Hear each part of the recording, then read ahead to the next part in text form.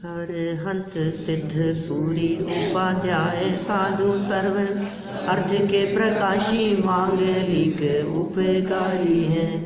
तिनको स्वरूप जाने रागे थे भई जो भक्ति काय को नवाई स्तुति को उचारी है।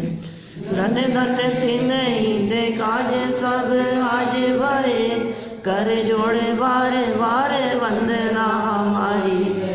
मंगल कल्याण सुख ऐसो हम चाहते हैं हो मेरी ऐसी दशा जैसी तुम धारी है। हो मेरी ऐसी दशा जैसी तुम धारी है। हो मेरी ऐसी दशा जैसी तुम धारी है।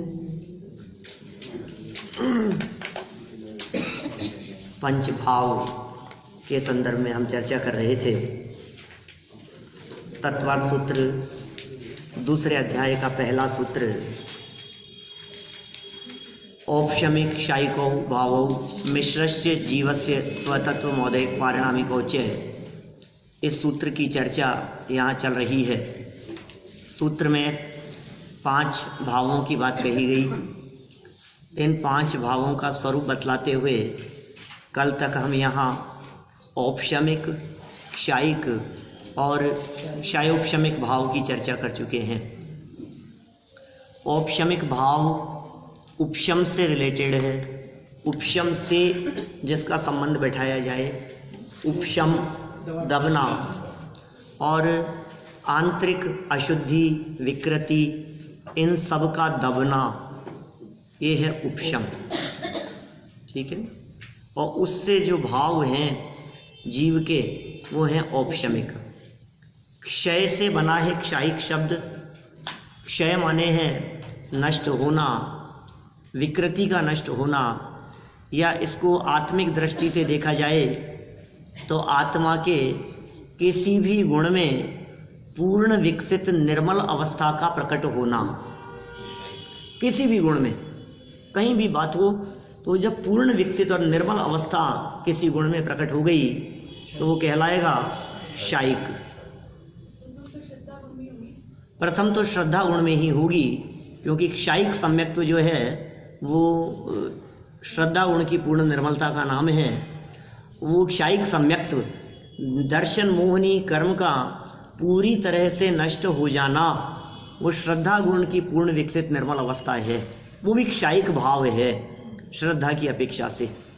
केवल ज्ञान हो जाने पर जो पूर्ण ज्ञान प्रकट हुआ है ज्ञानावरणी कर्म के क्षय से, वो भी क्षयिक भाव है। इसी तरह से और भी समस्त कर्मों के क्षय से जो भाव हैं वो क्षयिक भाव हैं। फिर क्षयोपशमिक भाव। क्षयोपशमिक की चर्चा करते हुए अपन ने इस चर्चा को विराम दिया था और क्षयोपशम में हमने कहा आंशिक प्रकटता, आंशिक अप्रकटता, कुछ निर्मलता, कुछ विकृति, कुछ उदय, कुछ ऐसी जो एक मिश्रित अवस्था है उसका नाम कह करके पुकारा गया क्षयोपशम। ये क्षयोपशम भी 2 प्रकार से आपको यहाँ समझाया गया।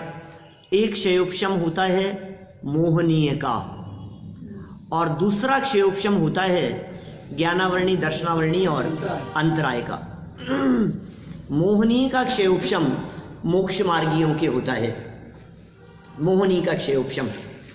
और ज्ञानावरणी, दर्शनावरणी और अंतराय, इन 3 का क्षयोपशम सर्व संसारी जीवों के होता है, सर्व छद्मस्तों के होता है। क्षयोपशम छद्मस्त के ही होता है, केवल ज्ञानियों के क्षयोपशम नहीं होता। अनंत भगवान के क्षयोपशम नहीं होता, सिद्ध भगवान के क्षयोपशम नहीं होगा, क्योंकि उनके कुछ कर्म बचे ही नहीं है, वो तो सब नष्ट ही हो गए हैं। तो क्षयिक ही होता है वहां तो। अनंत सिद्ध अवस्था में तो क्षयिक होगा, क्षयोपशम नहीं होगा। वे मिश्रित अवस्था, मिक्सअप जहां है वो बीच वालों के हैं, मार्ग में हैं। तो मोहनीय कर्म किसी के नष्ट हुआ कुछ अंश में और कुछ अंश में नष्ट नहीं हुआ। मोहनीय श्रेणी चढ़ते समय भी समझ लीजिए आप कि चौथे गुण स्थान से ऊपर चलते समय समझ लीजिए, तो वो स्थिति कहलाएगी क्षयोपशम की। उपशम में दबने की बात कही, क्षय में, क्षयिक में नष्ट होने की बात कही, और क्षयोपशम में कुछ नष्ट, कुछ दवा, कुछ उदय, एक क्षयोपशम। ज्ञान का वर्तमान में क्षयोपशम है हमारे, ऐसा कहा जाता है। ज्ञानावरणी कर्म का क्षयोपशम, दर्शनावरणी कर्म का क्षयोपशम, अंतराय कर्म का क्षयोपशम। 3 बातें कही हमने, ज्ञानावरणी, दर्शनावरणी, अंतराय।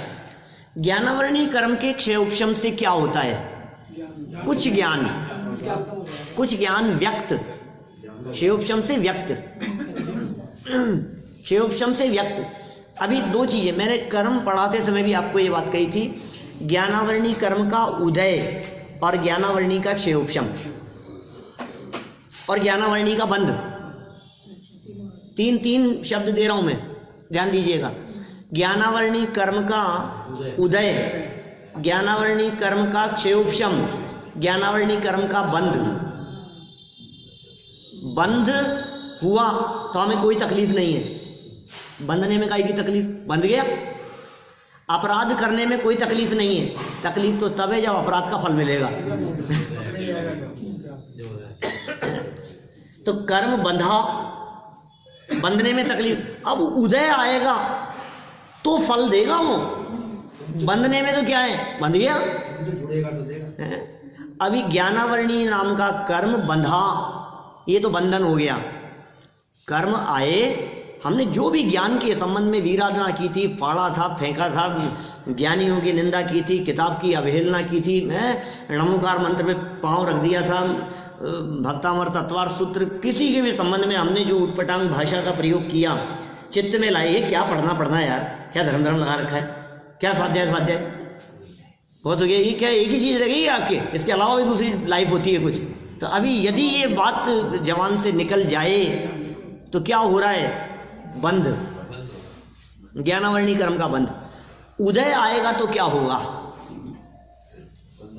उदय आएगा तो क्या होगा, ज्ञानावरणी बंधा था ना, ये क्या काम करेगा उदय में आकर के, ज्ञान पे आवरण, ज्ञान ढकेगा, रख करके भूल जाओगे किसी चीज को। घर से बाजार निकलोगे कोई चीज लेने के लिए और बाजार में सोचोगे यार मैं काहे के लिए आया था, और परेशान होकर के वापस जाने को याद ही नहीं आ रहा है। अच्छी तरह याद करके बैठोगे आप, और जब एग्जाम देने का टाइम आएगा भूल जाओगे आप, याद किया हुआ दिमाग से निकल गई, ये क्या हुआ। आप बताओ आज आपको कितनी बातें याद है, बहुत सारी बातें निकल गई है दिमाग से। मैं यदि आपसे पूछूं द्रव्य गुण पर्याय के बारे में, मैं आपसे पूछूं सामान्य गुण विशेष गुण के बारे में, मैं आपसे पूछता हूं 6 सामान्य गुण कौन कौन से हैं, अस्तित्व, वस्तुत्व, द्रव्यत्व, प्रमेयत्व, अगुरु लघुत्व, प्रदेशत्व। अरे यार ये पता ही नहीं, कभी सुने ही नहीं, ऐसा लग रहा है लंबा टाइम हो गया तो ऐसा लग रहा है सुने ही नहीं हमने चर्चाएं। तो ये सब याद की हुई भूल जाना चाहते हो क्या आप? इसका मतलब ज्ञानावरणी कर्म का उदय नहीं चाहते। आप चाहते हैं तिजोरी की चाबी रख करके भूल जाएं, आप चाहते हैं किसी को उधार दे करके भूल जाएं पैसा हमने उधार दिया 10-5 लाख रुपए और भूल ही गए, लेना ही भूल गए, चाहते हैं ऐसा हो जाए। उसको तो ज्ञानावरणी कर्म का उदय आएगा तो भूल जाओगे, तीव्र उदय में याददाश्त चले जाती है जब उदय आता है तो ज्ञानावरणी कर्म का उदय नहीं चाहते, वो ज्ञानावरणी कर्म के बंध के फल में होता है। अब उदय में तो ज्ञान ढका, और जितना उदय नहीं था उतना एक क्षयोपशम, क्षयोपशम समझा रहा हूं, आप ये मत समझना कहां से कहां ले गए, बात तो मेरे को क्षयोपशम समझाना है। क्षयोपशम माने जितना उघाड़ है ज्ञान का, जितने ज्ञान की व्यक्ति है, व्यक्तता है, प्रकटता है, जितनी नॉलेज है हमारे को, जो हम बोल सकते हैं, जो हम सुना सकते हैं, जो हमारे अभी कहो तो तुरंत हमारे को पता है ये टेबल कितने की है, ये चेयर कितने की है, हमारे को पता है क्या पढ़ रहे हैं, हमारे को पता है हमें कहा, ये जो नॉलेज है आपको, ये है ज्ञान का उघाड़। और क्या है ये, जितना उघाड़ है वो है क्षयोपशम,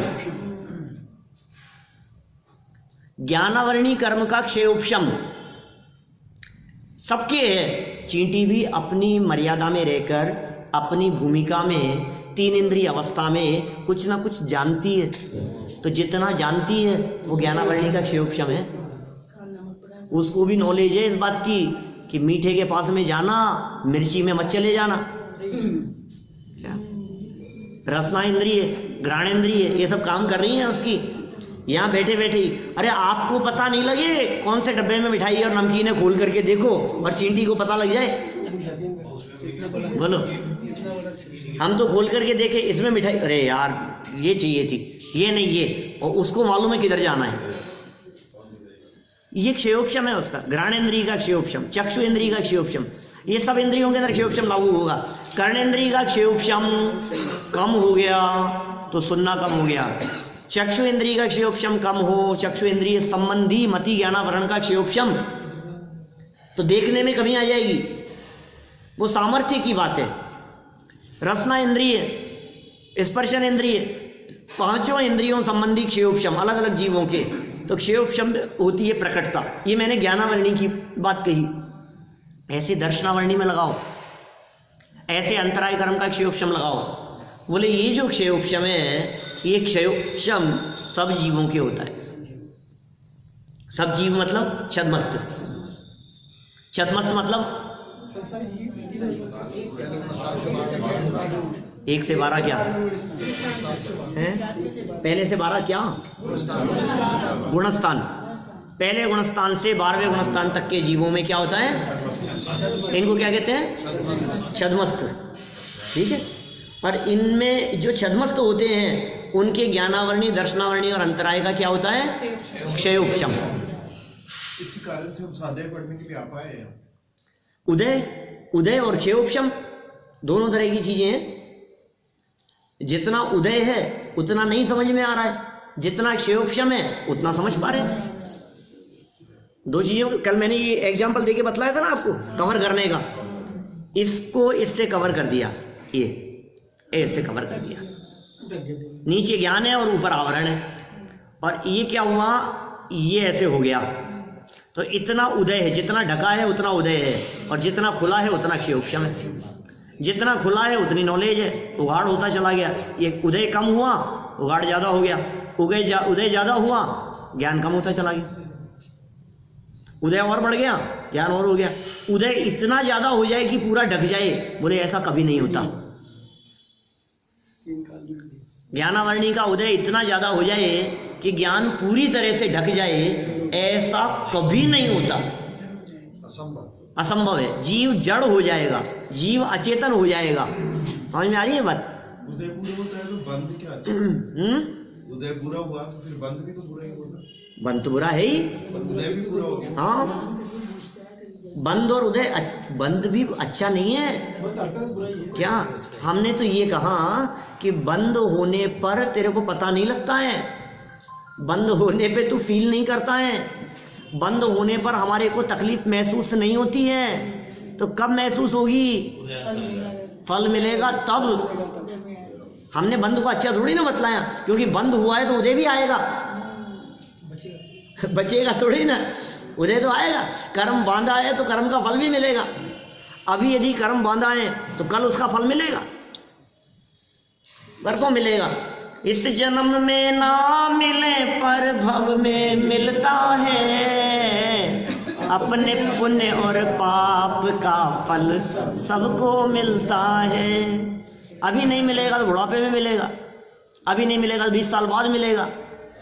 किसी व्यक्ति ने किसी की हत्या की है तो उसको सजा मिलेगी कि नहीं मिलेगी? कि जब तक सजा ना मिले तब तक वो मजे से घूम रहा है, जल्दी जल्दी मिले सटे काम से। लेकिन उदय आएगा, किसी भी दिन लपेट लेगा, आ जाए चक्कर में। उदय में समझ जाए तो अरे यदि पहले बंधते समय ही संभले क्या? उदय समय क्या चेतेगा, बंद के समय चेत, भजन की लाइन है ना कहेंगी। उदय समय क्या सोचता है चेतन, बंद समय तू चेत, बंधते समय चेत। वो अलग मैटर है, वो तो ऊंची स्थिति की बात है भाई। उदय के काल में भी यदि उसका लक्ष्य नहीं है तो वो उदय भी हमारा कुछ करने में समर्थ नहीं है, हमारा लक्ष्य ही नहीं। कर्म का उदय आया, उदय आकर के फिर गया। चलिए, ये हो गए औपशमिक भाव, क्षायिक भाव और क्षायोपशमिक भाव। अब है औदयिक, औदयिक ये उदय, औदयिक माने उदय। अब उदय में जुड़ान है कि नहीं है डजेंट मैटर, इससे कोई मतलब नहीं है। उदय में जुड़ान था कि नहीं था, उदय था ना, बस वो औदयिक। अरहंत भगवान के भी औदयिक भाव हैं, उदय है कर्म का। अरहंत भगवान के भी, अरहंत अवस्था में भी 4 आघातीय कर्म मौजूद हैं अभी उनके, अरहंत भगवान के भी। नाम कर्म है, गोत्र कर्म है, वेदनी कर्म है, आयु कर्म है। ये कर्म मौजूद हैं उनके, और इन कर्मों का उदय भी। तभी शरीर की स्थिति कैसे बनी हुई है, अरहंत भगवान बैठे हुए हैं समूह शरण में, तो शरीर कब तक बना रहेगा? आयु कर्म, आयु जब तक होगी तब तक ये शरीर के साथ में संबंध बना रहेगा। और शरीर कैसा होगा, शरीर कैसा है, ये नाम कर्म, उच्च गोत्र और वेदनीय सारे संयोग जितने दिखाई दे रहे हैं सब वेदनीय कर्म के उदय का कार्य दिखाई दे रहा है। तो उदय जहां है, उदय से जो भाव हैं वो है औदयिक भाव, उदय जन्य परिस्थिति। देखिए यहां पढ़ता हूं मैं, पहले ऐसे पढ़ा है उदय से बंद होता है, नहीं उदय से बंद नहीं। देखो उदय आया किसी भी कर्म का, उदय आने पर क्या होगा? फल मिला। फल मिलने पर जब इस जीव ने उसके साथ में राग द्वेष किया वापस, तो नया कर्म बन गया। नया कर्म बंधा, फिर उदय में आया वो द्रव्य कर्म, भाव कर्म, नौ कर्म। क्या द्रव्य कर्म, भाव कर्म, नौ कर्म। नौ कर्म क्या था? द्रव्य कर्म का फल। नौ कर्म क्या था? द्रव्य कर्म का उदय। और इस उदय से क्या हुआ? इस उदय में जब जुड़ा ना, तो भाव कर्म होकर के द्रव्य कर्म बंधा। लेकिन उदय बांधे ये जरूरी नहीं है, सहज रहे तो कुछ नहीं। पाप कर्म का उदय तो आया, लेकिन पाप कर्म का उदय आने पर भी हमने नया कर्म नहीं बांधा। पाप कर्म का उदय आकर के भी हमारा उसमें जुड़ान नहीं हुआ। देखिए यहां औदयिक में क्या कह रहे हैं? कर्मों के उदय काल में आत्मा में विभाव रूप परिणमन का होना। कर्मों के उदय काल में आत्मा में विभाव रूप परिणमन का होना वो औदयिक भाव है। विभाव, विभाव माने अपने स्वरूप के अलावा, वो सब विभाव है। मस्तिष्क में जितने विचार आते हैं, मन चंचल होता है, विभाव है, वैभाविक दशा है, सब वैभाविक दशा है। तो वो जो विभाव है, विभाव रूप जो परिणमन हुआ, वो औदयिक भाव है। राग आया हमारे को, कषाय, औदयिक भाव है। क्या करो, आप रोक नहीं सकते उसको। कभी कभी ऐसा भी हो जाता है, अनेक बार ऐसा होता है आप चाह करके भी आप हेल्पलेस हो जाते हो। मैं क्या करूं, गुस्सा आ गया। मैं को गुस्सा करना थोड़ी ना चाहता था, मैंने बहुत सोचा था कि नहीं करूंगा, लेकिन पता नहीं एकदम। तो चारित्र मोहनी नाम का एक कर्म है, चारित्र मोहनी। मोहनी के दो थे ना, इससे दर्शन मोहनी और चारित्र मोहनी। मोहनी के दो हिस्से थे। तो दर्शन मोहनी से तो होता है मिथ्यात्व, दर्शन मोहनी तो डिपेंड करता है श्रद्धा पर, और चारित्र मोहनी है कषाएं। तो राग उमड़ गया, कषाएं उमड़ गई, गुस्सा आ गया, अभिमान हो गया, मायाचारी करने का भाव आ गया, हास्य, रति, अरति, स्त्रीवेद, पुरुषवेद, नपुंसक वेद, ये वेद के भाव आ गए। तो ये जितने भी भाव हैं, ये सब चारित्र मोह के उदय जनित दिख रहे, ये औदयिक भाव है।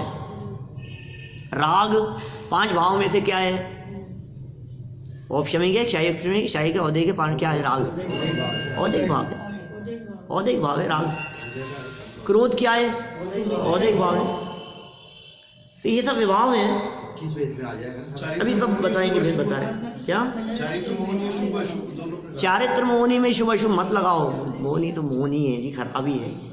अब उसमें जो शुभ अशुभ लगा दिया अपन ने, मंदता की अपेक्षा से उसको शुभ कह दिया, कषाय मंदता की अपेक्षा से। बाकी शुभ और अशुभ में क्या है? दोनों ही बंधन तो करा रहा है। दोनों ही बंधन करा रहा है, शुभ भी अशुभ भी। शुभ शुभ बंद के फल मजा। हाँ, रति रति करे निज फल विचार। छेड़ा वाली लाइन है,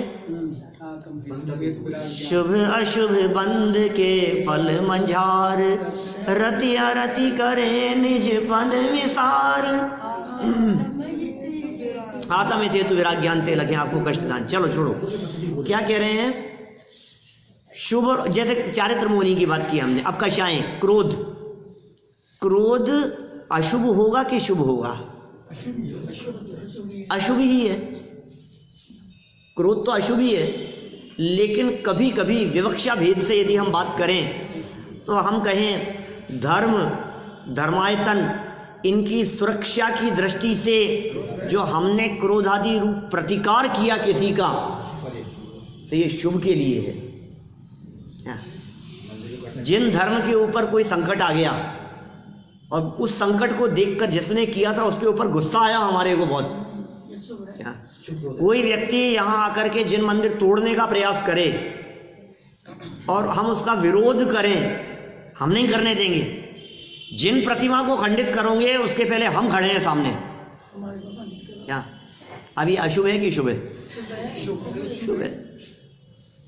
जिन प्रतिमा, जिनेंद्र देव, जिनवाणी, इनकी सुरक्षा का जो भाव है उसके लिए। और इसमें क्या है, झगड़ा करना उद्देश्य नहीं है, हम कोई लड़ाई झगड़ा मारपीट नहीं करना चाहते हैं। हमारा पहला वचन तो यही होगा कि क्यों करते हो यार, प्यार से बात कर रहे हैं, प्रेम से समझा रहे हैं, नहीं समझ रहा है। पहला तो क्या था, साम। चाणक्य ने 4 नीतियां कही ना, साम, दाम, दंड और भेद। क्या सबसे पहले तो कोई आया चोरी करने के लिए, लूटने के लिए, तो उसको समताभाव समझाया। क्या क्या कर रहा है भैया, प्यार से उसको समझा दिया। नहीं माना कि नहीं मैं तो ऐसा करूंगा, बंदूक तान रखी है उसने, तू देख तेरे को क्या चाहिए, ये हमारे भगवान है, ये हमारे आराध्य हैं, क्या तेरे को क्या चाहिए, 200-500 रुपये दे दूँ, 1000, 2000, 5000, तू जो चाहिए तू ले जा, लेकिन देख इनकी तरफ आँख उठा के मत देखना, ये हमारे श्रद्धा के विषय हैं, ये हमारे आराध्य हैं। तो दे लेकर के निपटा दिया। सेकंड स्थिति, और लेने देने को तैयार नहीं हो तो फिर क्या करना, फिर दंड। और दंड नहीं दे पाओ, मान लो, आप क्या करोगे? तो अंग्रेजों ने सिखाया। चौथे नंबर पर भेद। भेद क्या चीज है? उसकी शक्ति को तोड़ दो। अब शक्ति तोड़ने में जो भेद शब्द का जो प्रयोग किया ना, वो चाणक्य से पूछा, जब व्याख्या की उसकी बहुत, भेद नीति क्या चीज है? साम दाम दंड भेद। बोले भेद के प्रयोग कई तरह से होते हैं। यदि वो कई लोग हैं तो उनमें आपस में फूट डाल दी गई, एक ही है तो उसकी शक्ति का भेदन कर दिया गया। कैसे शक्ति को भेद देना, कैसे? ये क्या करते हैं वो लोग, किसी पुलिस ऑफिसर के ऊपर उसके ऊपर प्रहार नहीं करते, उसके परिवार वाले को ले जाकर के उसकी शक्ति को भेद देते। क्या उसकी शक्ति को इमोशनली भेद देना, यार तू क्या कर रहा है, तेरा भी तो परिवार है। ये क्या हो रहा है? ये उसके चित्त में जो तीव्रता है उसके टुकड़े कर दिए आपने, उसको खंड खंड कर दिया। तो ये सारे प्रयास ऐसे होते हैं कषाय भावों में भी, जब जिन धर्म और जिनायतन, जिनवाणी, नव देवता, इनकी सुरक्षा का सवाल खड़ा हो जाता है तो हम थोड़ा सा पेशेंस खो बैठते हैं, और ऐसी स्थिति में हम उसे कदाचित किसी विवक्षा से शुभ के अंतर्गत ले सकते हैं। है तो वो मंद कषाय ही है, तो कषाय ही। कषाय तो किसी भी रूप में अच्छा नहीं है तो छोड़ने लायक ही, लेकिन मंद है। जैसे लोभ की बात करो, लोभ, सुनने का लोभ है। अब ये सुनने का लोभ क्या कहलाएगा? शुभ कहलाएगा। लोभ नहीं है क्या सुनने का? दौड़ते दौड़ते आ जाते हैं सब, कहाँ से अलग अलग भागते भागते सब। अब कितने एक मिनट भारी होता है मॉर्निंग टाइम, ये जो है ना, ये सबको भारी पड़ता है। इतने काम होते हैं सुबह के, और सब कोई कहाँ से कोई भागते रहते हैं इधर से उधर। तो ये काय के लिए भाग रहे हो आप? सुनने का लोभ है, छूट नहीं जाए। नहीं, आज की क्लास तो बहुत इंपॉर्टेंट, 5 भाव वाली, ये तो छोड़ना ही नहीं है मेरे को। ये टॉपिक तो बिल्कुल, ये तो मेरे को ये कंसेप्ट क्लियर करना ही है। जो विषय कठिन होता है वो ज़्यादा अटेंशन की अपेक्षा रखता है। क्या मैं कहता हूँ, हमेशा बच्चों को भी बतलाता हूँ और बच्चे को भी कहता हूँ, देख जो विषय कठिन है, कठिन समझ करके उसे छोड़ोगे तो वो कभी समझ में नहीं आएगा। कठिन है, अरे मेरे से नहीं होता। ये व्यक्ति क्या करता है, नेचर है, ह्यूमन नेचर है इस तरह का, जो चीज़ अपने को कठिन लगती है नहीं, यार भाई नहीं, अभी इससे दूर हटो, ये अपने से नहीं होता। सुनो, जो कठिन है उसमें ज़्यादा उपयोग लगाओ। आपके मान लो कोर्स में 7-10 सब्जेक्ट हैं, तो 10 में से 2 आपको कठिन लगते हैं, तो जो कठिन लगते हैं आप उनसे दूर भागते हो, और जो 8 इजी लगते हैं वो आप उनको पढ़ते हो। तो कहते हैं भैया तो जो कठिन लग रहा है ना, मन मार करके भी उधर उपयोग लगा, आएगा वो आएगा। क्या जब तो उस पर समय ज़्यादा देना शुरू करेगा तो विषय स्पष्ट हो जाएगा, क्लियर हो जाएगा, वो बातें समझ में आने लगेगी। और मेरे को छोड़ना, तो ये लोभ, सुनने का लोभ, जानने का लोभ, सीखने का लोभ, ये अशुभ है कि शुभ है? शुभ में है, क्या कहेंगे इसको, धन का लोभ अशुभ है, वो पाप का लोभ है, और ये पुण्य संबंधी है, ये शुभ का लोभ है। चलिए उदय की बात कर रहे थे हम, तो उदय हो गया। उदय में आत्मा में कर्मों की उदय का आत्मा में विभाव रूप परिणाम होना। हाँ, तीसरे गुण स्थान में तो आत्मा में ये जो विभाव रूप की जो बात कही है ना, पूर्ण स्वभाव प्रकट नहीं होना ही विभाव है। वहां 13वें गुण स्थान में जो बात ली ना, माने स्वाभाविक दशा रूप से वे शाश्वत विराजमान नहीं हुए, ये अरहंतों की विभाव दशा है। सिद्ध दशा है ना, मतलब कोई तरह से विभाव तो क्या, क्योंकि है तो वो स्वभाव में ही उनकी नहीं, वो खुद तो स्वभाव में है, लेकिन वो दशा वैभाविक दशा है। जो दशा छूट जाए वो स्वभाव नहीं है ना, इस अपेक्षा से लगाना। मेरे को पढ़ते समय ऐसा विकल्प आया था कि अब वो बीच में छूट गई बात, इतनी बातें उछलती है दिमाग में, कौन सा वाक्य निकल जाए। अच्छा किया आपने पूछ लिया। 13वें और 14वें गुणस्थान की जो अवस्था है, अरहंत अवस्था, उसमें औदैहिक भाव तो कहाँ है, लेकिन राग द्वेष तो नहीं है। राग द्वेष तो नहीं है अरहंत भगवान के, वीतरागी है ना अरहंत भगवान, तो राग द्वेष नहीं है, लेकिन औदैहिक भाव तो कहाँ है। तो पता है एक औदैहिक भाव का नाम, अभी नाम पढ़ेंगे अपन आगे, असिद्धत्व नाम का औदैहिक भाव। असिद्धत्व, सिद्ध दशा नहीं हुई, बस क्यों नहीं हुई सिद्ध दशा, बोले कर्मों का उदय चल रहा है, भी अरहंत भगवान के भी कर्मों का उदय चल रहा है, इसलिए औदैहिक भाव कहा गया। चलिए आगे बढ़ते हैं। 5वां भेद है 5 भावों का, क्या नाम है, पारिणामिक भाव। पारिणामिक उच्च है, पारिणामिक उच्च कौन कौन से हो गए, कौन से थे, औपशमिक शायिकौ भावौ मिश्रस्य जीवस्य स्वतत्व मौलिक पारिणामिक उच्च। चे के पहले पारिणामिक और जोड़ दो, पारिणामिक उच्च। क्या सुनाओ, सुनाओगे क्या, नहीं सुनाओगे, कितने दिन लगाओगे एक सूत्र को सुनाने में, हैं? औपशमिक शायिकौ भावौ मिश्रस्य जीवस्य स्वतत्व मौलिक पारिणामिक उच्च। सबको याद हो गया, पता नहीं कि क्या बात है, यहाँ कौन से नंबर मिलने हैं किसी को। चलो पारिणामिक, अंतिम था पारिणामिक। पारिणामिक किसे कहते हैं, सहज स्वभाव है। पारिणामिक क्या है, सहज स्वभाव, सहज एक रूप रहने वाला, सहज अपरिवर्तनीय, सहज त्रिकाल, सहज अनचेंजेबल। सहज मतलब समझिए ना आप, सहज में किसी भी तरह का परिवर्तन नहीं है, ऐसा स्वभाव, उसे कहते हैं पारिणामिक भाव। उत्पाद व्यय निरपेक्ष, पर्यायों से पार।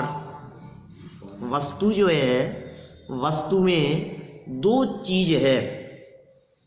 हमने पढ़ाया था आपको द्रव्य पढ़ाते समय, द्रव्य गुण पर्याय की चर्चा करते समय, उत्पाद व्यय द्रव्य, उत्पाद व्यय द्रव्य युक्तम सत्।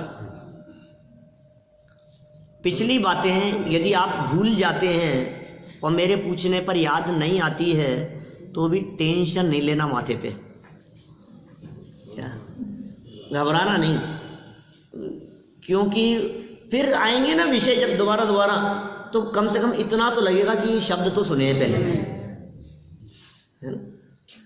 और फिर जब आएगा तो वो होगी, वो पक्की होंगी बात। द्रव्य कैसा है? उत्पाद व द्रव्य युक्तम सत, ये परिभाषा भी याद कराई थी। सत द्रव्य लक्षणम, सत उत्पाद व्यय ध्रुवता, ये वस्तु है जिसमें उत्पाद व्यय का मतलब तो तरंगों की तरह उछलना, उत्पाद उत्पन्न, व्यय नष्ट, और ध्रुव मेंटेन रहना, बने रहना, बने रहना, ये ध्रुव है। और उत्पाद व्यय, उत्पन्न होना और नष्ट होना। तो पारिणामिक भाव किसे कहते हैं? उत्पाद और व्यय इससे तो निरपेक्ष रहित, उत्पाद भी नहीं व्यय भी नहीं, तो फिर कैसा है कि ध्रुव है। वस्तु में कुछ पहलू ऐसे हैं जो नष्ट होने वाले हैं, कुछ ऐसे हैं जो उत्पन्न होने वाले हैं, और वस्तु में कुछ ऐसा है जो परमानेंट रहेगा, जिसके कारण वस्तु का वस्तुपना कायम रहता है, आत्मा का आत्मपना कायम रहता है। उस भाव को कहते हैं पारिणामिक। पारिणामिक भाव है ये तो। जीव का ज्ञानादिक तो क्या पारिणामिक भाव है। समझ में आ रही है बात? कैसा देखना? उत्पाद व्यय से निरपेक्ष देखोगे तो पारिणामिक, मति ज्ञानावरण देखोगे, श्रुत ज्ञानावरण देखोगे, अवधि ज्ञानावरण देखोगे, मन पर्य ज्ञानावरण देखोगे, ये सब है क्षयोपशमिक। मति ज्ञान, श्रुत ज्ञान, अवधि ज्ञान, मन पर्य ज्ञान, ये सब कैसे ज्ञान है? क्षयोपशम ज्ञान। कुछ ढका है ज्ञान, कुछ उगड़ा हुआ है, ये क्षयोपशम ज्ञान है। मति, श्रुत, अवधि, मन पर्य, ये चार ज्ञान। और केवल ज्ञान कैसा है? ये क्षयोपशम ज्ञान नहीं है, एक क्षायिक ज्ञान है, क्योंकि ज्ञानावरणी का क्षय हो गया है उसमें। ठीक है सब, ज्ञानावरणी कर्म का क्षय हो गया, इसलिए केवल ज्ञान क्षायिक ज्ञान। और चार ज्ञान क्षयोपशम ज्ञान। कठिन तो नहीं है बात, समझ में आ रही है ना? तो अभी यहां पारिणामिक समझा रहे हैं। बोले पांच ज्ञान, मति ज्ञान, श्रुत ज्ञान, अवधि ज्ञान, मन पर्य ज्ञान, केवल ज्ञान। बोले मति, श्रुत, अवधि, मन पर्य, ये चार क्या थे? क्षयोपशमिक, क्षयोपशमिक ज्ञान थे। और केवल क्षायिक। और इन पांच में से इन पांचों के ऊपर हाथ लगा दो ऐसा, और इधर पढ़ो ज्ञान ज्ञान ज्ञान ज्ञान ज्ञान ज्ञान, ये है पारिणामिक। ध्रुव ज्ञान, बस ज्ञान मात्र दिख रहा है, वो पारिणामिक है। पॉइंट समझ में आ रहा है? मति ज्ञान दिखा तो मति ज्ञान तो उत्पन्न हुआ है, मति ज्ञान तो नष्ट हो जाएगा, उत्पाद व्यय वाला है। श्रुत ज्ञान है, अवधि ज्ञान। अवधि ज्ञान कभी हुआ था क्या अपने को? बहुत बार हुआ है। देव नारकाणाम उत्पाद है, औपाधिकम वैक्रियकम, क्या क्या कहा? अवधि है ना, भाव प्रत्यय वधित देवनारकाणाम, क्या भाव प्रत्यय वधित देवों और नारकियों के तो अवधि ज्ञान होता ही है, सबके अवधि ज्ञान होता है। देवों के भी अवधि ज्ञान होता है, नारकियों के भी अवधि ज्ञान। तो उत्पन्न भी हुआ अवधि ज्ञान और फिर नष्ट भी हो गया। अभी थोड़ी ना है अवधि ज्ञान, तो नष्ट भी हो गया। तो उत्पाद व्यय है। औदैहिक भाव में उत्पाद व्यय होगा, ठीक है। औपशमिक भाव में भी उत्पाद व्यय होगा। क्षयोपशमिक क्षायिक भाव भी उत्पाद व्यय रूप है, लेकिन पारिणामिक भाव उत्पाद व्यय से रहित है। पारिणामिक भाव में उत्पाद व्यय नहीं है। उत्पाद व्यय से रहित जो भाव है वो पारिणामिक है, वो सहज है, वो ध्रुव है, वो त्रिकाल है। समझ में आ रही है बात? जो चीज कभी ना छूटे, जो चीज नई उत्पन्न नहीं हुई हो, जो चीज कभी नष्ट भी ना होवे, उसका नाम है पारिणामिक। कॉमन सेंस को भी ऐसे नहीं, कॉमन सेंस तो एक अलग चीज है ना? नहीं, जीवत्व, जीवत्व कभी नहीं छूटेगा, पारिणामिक भाव है। आत्मा में ज्ञान, ज्ञान सामान्य, वो पारिणामिक भाव। लेकिन कौन सा ज्ञान कहते ही फिर ये क्षायिक भाव या क्षयोपशमिक भाव आ जाएगा, फिर भेद आ जाएगी। हमें भेद नहीं देख करके भेदों से निरपेक्ष देखना। उत्पाद व्यय चला नहीं गया वस्तु में से कहीं, उत्पाद व्यय तो है, लेकिन उत्पाद व्यय होते हुए भी दृष्टि उत्पाद व्यय पर नहीं है।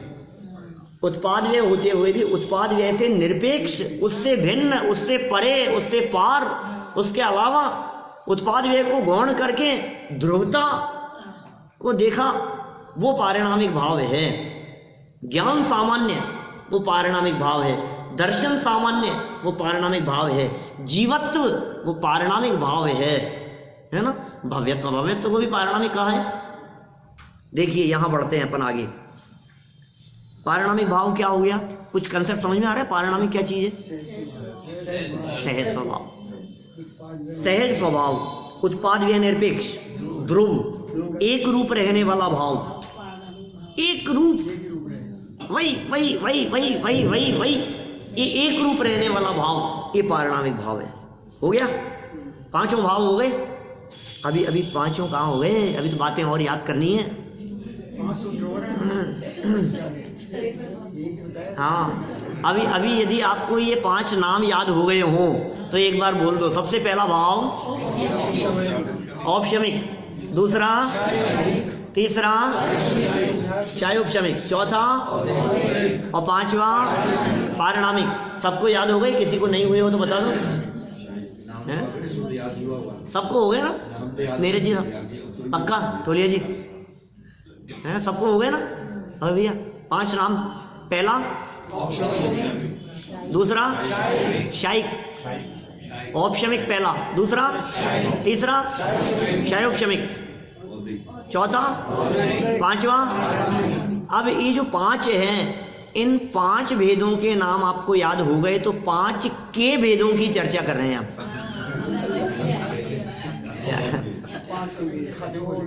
कठिन नहीं है, कठिन नहीं है क्या? आप रेगुलर रहो और आप यहाँ उपयोग से स्थिर रहो क्या?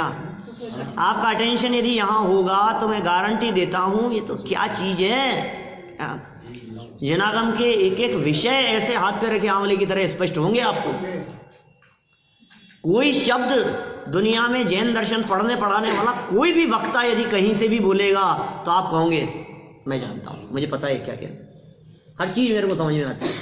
ऐसा हो जाएगा थोड़े समय में, लेकिन समय लगेगा, थोड़ा सा समय लगेगा, है ना। हिम्मत से लगे रहना। क्या कह रहे हैं हम? अब इनमें से सबसे पहला का नाम क्या था? औपशमिक। बोले औपशमिक के 2 भेद होते हैं।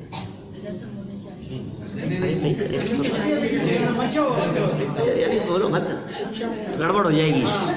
औपशमिक के कितने भेद हैं? 2।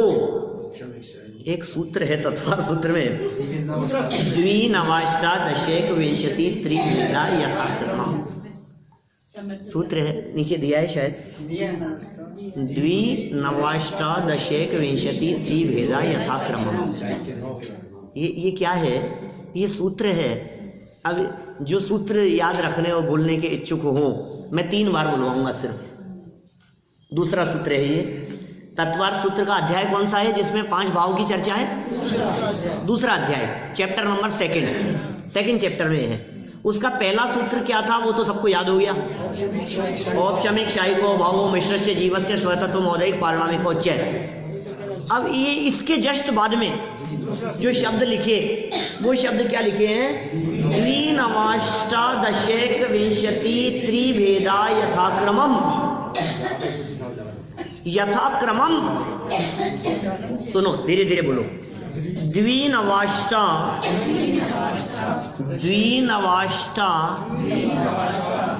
दशैक विंशति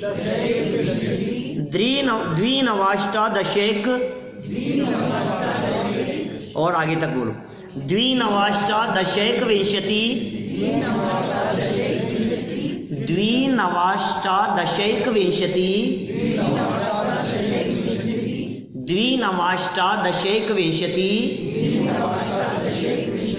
त्रिभेदा यथाक्रमम्।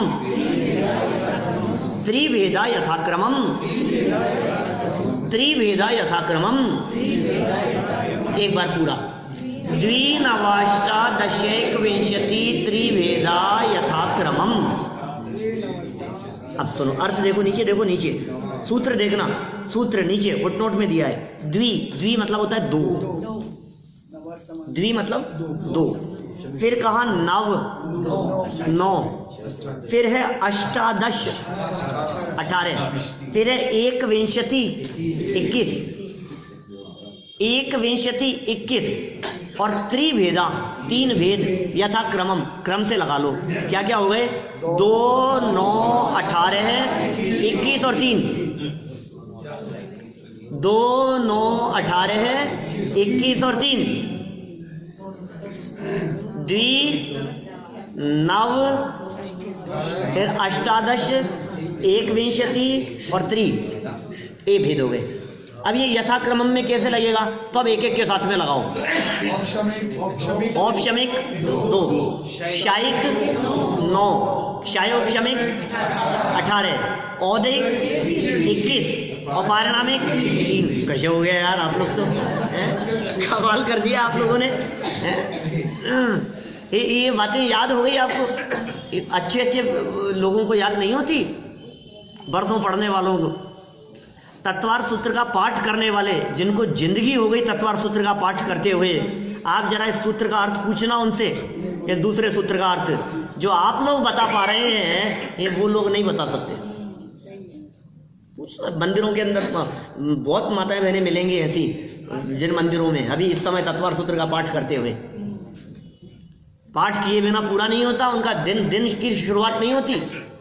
हमने सुनाया है कई बार मंदिर में, बचपन में, बाबू सूत्र जी सुना जाइए, तो मैं सुना करके आता था वहां मंदिर में। बूढ़े बूढ़े अम्मा जी बैठते थे, सूत्र जी का पाठ सुना करके, सुना। अब मैं सोचता था ऐसा कि थोड़ा देर से जाऊं तो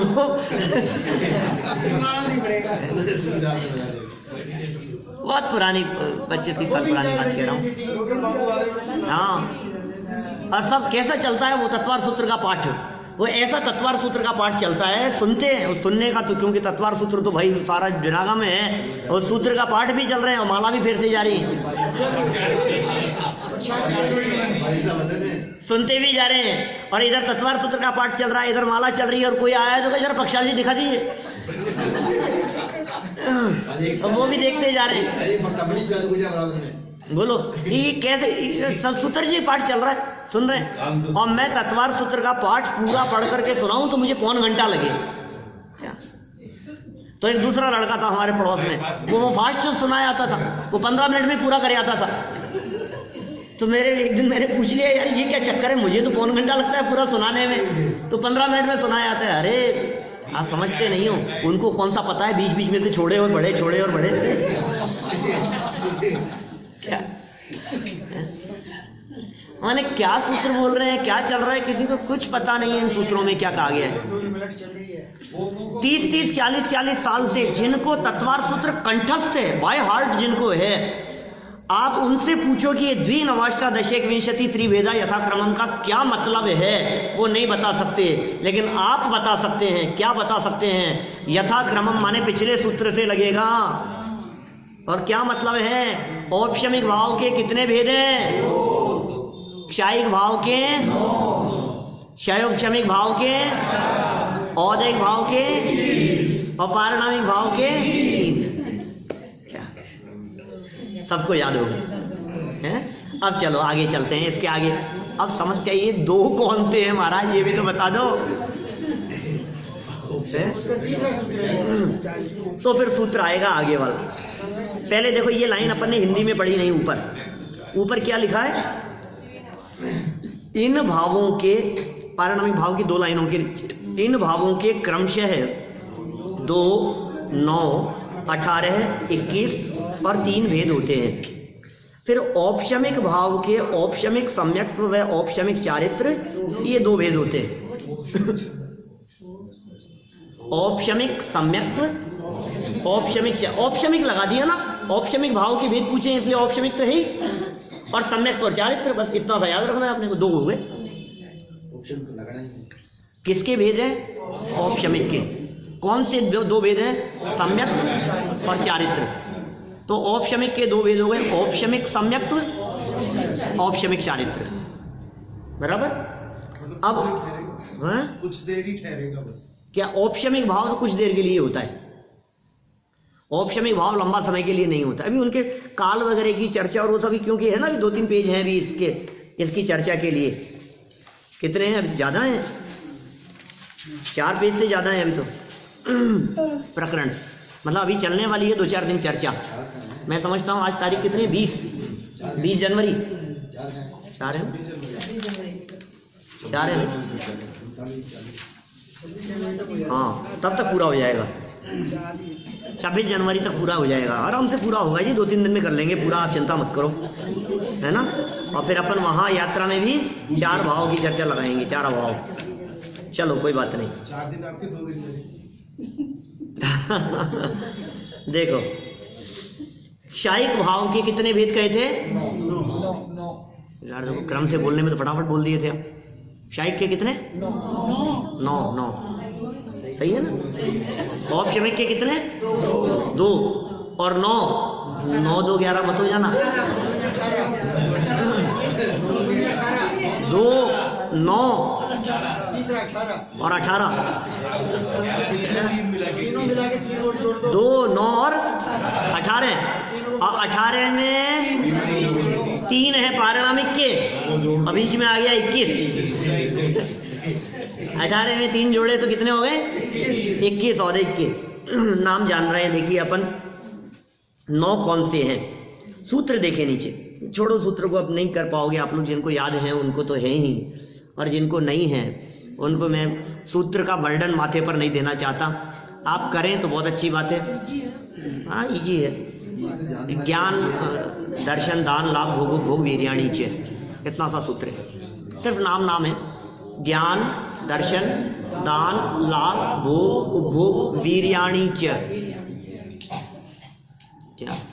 ज्ञान दर्शन दान लाभ भोग उपभोग वीर्याणी च, याद भी हो गया। ज्ञान दर्शन, अब ये जो 7 हुए ना, जो 7 ही हुए भाई, 9 है तो 9 का क्या होगा कि 2 जो कहे थे ना, सम्यक और चारित्र, जो औपशमिक के भेद कहे थे, यदि औपशमिक पहले लगाया है तो औपशमिक के भेद, और औपशमिक हटा करके क्षायिक लगा दो तो ये दोनों क्षायिक के भेद, क्षायिक सम्यक्त्व और क्षायिक चारित्र। औपशमिक सम्यक्त्व औपशमिक चारित्र औपशमिक के भेद हो गए, क्षायिक सम्यक्त्व क्षायिक चारित्र क्षायिक के भेद हो गए। तो 2 ही हुए क्या कि नहीं? 7 और है ना। क्षायिक ज्ञान, क्षायिक दर्शन, क्षायिक दान, क्षायिक लाभ, क्षायिक भोग, क्षायिक उपभोग और क्षायिक वीर्य। ज्ञान दर्शन दान लाभ भोग उपभोग वीर्य, क्षायिक। और 2 और हो गए, 9। पता है इन 9 को अरहंत परमात्मा की क्षायिक लब्धियां कहा जाता है। 9 लब्धि, नव केवल लब्धि रमाधरंत। कहाँ पढ़ी थी ये लाइन? हैं? भूल गए? सकल गेय गायक तदपि निजानंद रसलीन, सोजनेन्द्र जयवंत नित हरि रज रहस विहीन। आगे वो लाइन आती है बीच में, उसमें क्या? नव केवल लब्धि रमाधरंत। नव केवल लब्धि, 9 लब्धियां हैं, इनको 9 लब्धि भी कहते हैं। एक क्षायिक भाव के 9 भेद हैं। 9 कौन कौन से? क्षायिक सम्यक तो क्षायिक चारित्र, ज्ञान दर्शन दान लाभ भोग भोग वीर्य। इनको कभी दान लाभ भोग, इनका कोई भाव पैदा नहीं होता। ये जो है ना, ये क्षायिक है, ये क्षय में प्रकट होते हैं। इनका क्षयोपशम होता है तो कुछ दान दिया और कुछ नहीं दे पाया, उसमें क्षयोपशम है। ज्ञान में भी, दर्शन में भी, दान में, लाभ में, भोग उपभोग में, वीर्य में, इन सब में क्षयोपशम होता है। जब अंतराय कर्म के उदय से होते हैं ये सब, दान लाभ भोग उपभोग वीर्य। और जब अंतराय कर्म का क्षय हो जाता है तो क्षायिक दान होता है, क्षायिक लाभ होता है, क्षायिक भोग होता है, फिर वो क्षायिक भाव उनके कभी नष्ट न होने वाला। कभी नष्ट न होने वाला, नहीं होगा। ऐसा। चलिए 9 याद हो गए आपको? समय तो बहुत हो गया भाई, अपन तो भूल ही गए इसमें। तो ये औपशमिक और क्षायिक इतना ही याद रखो अभी आप, ठीक है ना। औपशमिक के 2 और क्षायिक के 9, क्षायोपशमिक के 18, औदैक के 21 और पारिणामिक के 3। चलो अभी सुन लो 1 मिनट, और टाइम तो बहुत ज़्यादा हो गया वैसे आज, क्योंकि मैं ये चाहता हूँ कि कल पक्के हो जाएं। कल की क्लास एकदम याद करने के लिए भारी पड़ेगी आपको, इसलिए क्षायोपशमिक के हैं 18 भेद। क्षायोपशमिक के 18 भेद कौन कौन से हैं? मति ज्ञान, याद सरल है, सब याद है। सब याद है आपको। मति ज्ञान, श्रुत ज्ञान, अवधि ज्ञान, मने पर्यय ज्ञान, बस 4। क्षायोपशमिक में मैंने अभी तो कहा था, एक क्षायोपशमिक में 4 ज्ञान। केवल ज्ञान क्या है? क्षायिक है। तो अभी ज्ञान लिया ना अपन ने, क्षायिक ज्ञान, वो केवल ज्ञान का है। फिर कहा 4 ज्ञान के बाद में कुमति, कुश्रुत और कुअवधि, ये भी क्षायोपशमिक है। अज्ञान, 4 ज्ञान 3 अज्ञान। फिर चक्षु, अचक्षु और अवधि दर्शन। दर्शन ये भी पढ़े हैं आपने, दर्शनोपयोग, ज्ञानोपयोग, उपयोग वाले पाठ में पढ़ाए थे हमने, भूल गए? दर्शनोपयोग, ज्ञानोपयोग, वितरक विज्ञान पाठमाला भाग 2 के भाग 3 उपयोग वाला पाठ। 3 दर्शन हो गए। फिर क्षायोपशमिक दान, लाभ, भोग, उपभोग, वीर्य। अरे वाह, ये तो सब याद है। क्षायिक लगा दिया तो क्षायिक के वेदों में चले गए, क्षायोपशमिक लगा दिया तो क्षायोपशमिक के वेदों में आ गए। क्षायोपशमिक दान, लाभ, भोग, उपभोग, वीर्य। फिर क्षायोपशमिक सम्यक और क्षायोपशमिक चारित्र, और एक संयमा संयम और है, एक संयमा संयम। 18 हो गए, 18 हो गए। देखो 4 ज्ञान, फटाफट टोटल करो भाई जल्दी से, समय कम है। 4 ज्ञान 3 अज्ञान, कितने हो गए? 4 और 3 हो सकते हैं 7। 3 दर्शन 10। 10 के बाद में 5 लब्धियां, दान, लाभ, भोग, उपभोग, वीर्य, 15 हो गए। 4 ज्ञान 3 अज्ञान 3 दर्शन, 4 ज्ञान 3 अज्ञान 3 दर्शन, 10 हो गए। और 5 हो गए दान, लाभ, भोग, उपभोग, वीर्य, 15 हो गए। और 15 के बाद में क्षायोपशमिक सम्यक्त्व, क्षायोपशमिक चारित्र और संयमा संयम, ये 18 हो गए। तो ये 18 भेद किसके हैं? क्षायोपशमिक भाव के। अब औदैक के हैं 21, कल करेंगे, अभी 18 ही याद रखो, ये मिक्स हो जाएंगे औदैक में क्षायोपशमिक। क्षायोपशमिक के 18 तक आप याद करें, और फिर एक दिन ऐसा आए अपने जीवन में कि एक क्षायोपशमिक छूट करके सदा काल के लिए क्षायिक भाव की प्राप्ति हो जाए, पारिणामिक भाव के अवलंबन से। इस भावना से बात को यहीं विराम।